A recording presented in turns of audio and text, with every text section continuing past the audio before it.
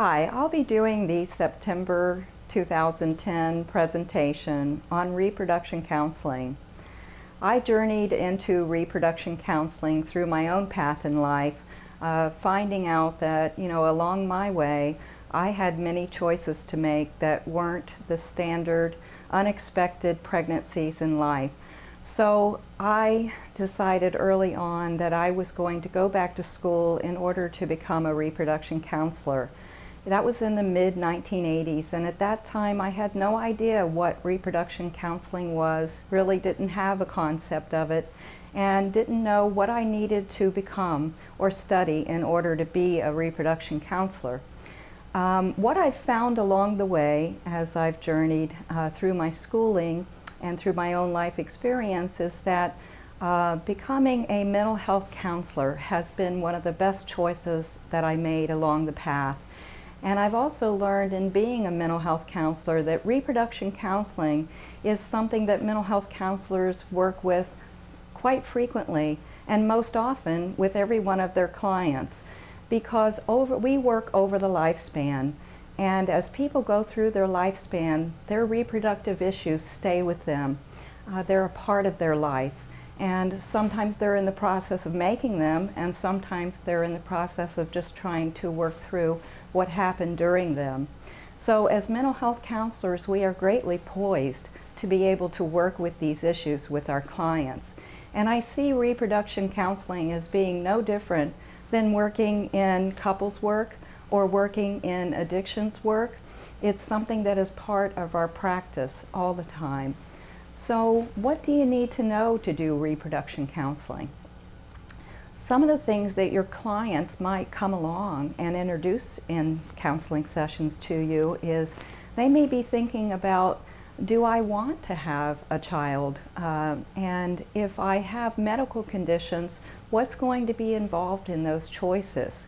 And although we are not medical personnel or trained in medicine, we can certainly provide a wonderful format for our clients to be able to open and in a safe place discuss the thoughts about those questions. For many individuals as well, technology makes a great impact at this time and will continue in the future to make a great impact on choices in family building. A lot of young women at this time are making the choice to do cryopreservation. Cryopreservation is actually harvesting and freezing of your eggs. And this can be done after someone reaches the legal age of 18 in most states, and they can choose to preserve their eggs and then choose to go through assisted reproductive technology at a later time. By doing so, they run the increased chances of having healthy eggs harvested and not having their eggs exposed to any kind of poisons or tetragens that might compromise fertility. And today, with 1 out of 7 couples facing infertility and requiring the need of assisted reproductive technology to intervene, a lot more young women are doing this. So that's one of the choices that clients might bring into the counseling room. Another is that they might decide that they may want to help another couple by donating either sperm or egg. And in that case, you would want to allow them to discuss those thoughts about that decision, and also to allow them the opportunity to make an informed choice in that area by encouraging them to do the research behind that, check into all the multitude of companies that are now available as far as donor companies. Now the process is that a person who is a donor must have a psychological evaluation and must go through as well many medical tests in order to even put their offering of gametes on the market. So it is a complicated process. Another choice that couples or individuals might bring into your counseling session is that they might want to involve a surrogate in their choice to reproduce. And surrogates also have to go through a psychological evaluation, as well as go through an immense background check, and that is a very lengthy process to become a surrogate.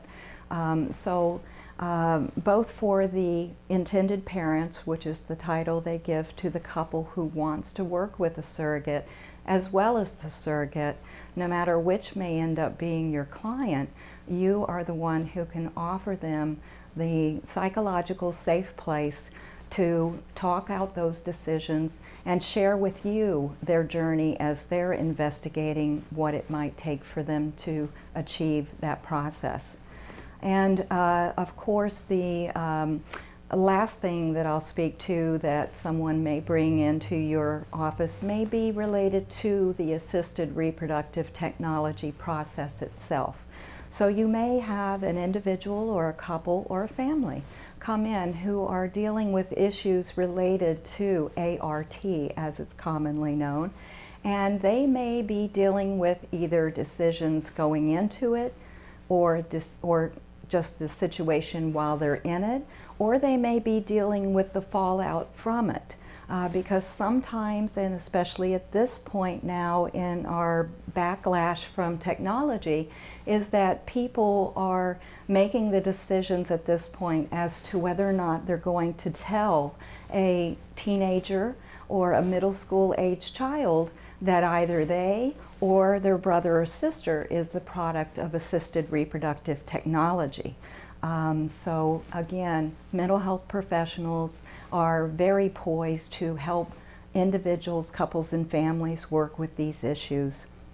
And there are also the processes of dealing with, if none of the prior mentioned situations are happening with an individual or couple, they may be at the point where they're making the choice for adoption, or they may be making a childless choice to live child-free, as it's often referred to. And again, we can help those couples and individuals to safely and with an informed point of view process those decisions along the way.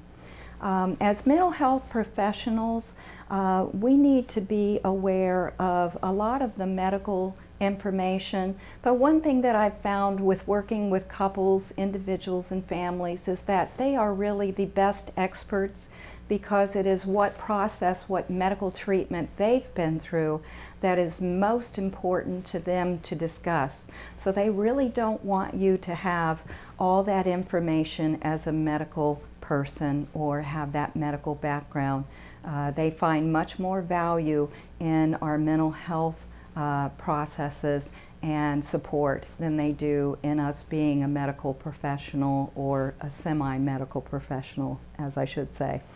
One of the things that we need to do in reproduction counseling with our clients is to help our clients navigate the legal pathways that are involved in this. We are not legal professionals, and as such we do not give legal advice or information.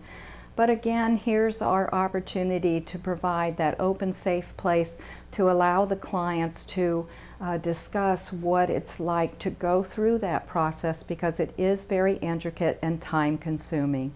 And also, one of the other areas that we can support our clients through is legislation, allowing for our own voice to be added to that of our clients who are going through reproductive difficulties and processes by promoting positive legislation, helping to build healthy individuals going through reproduction.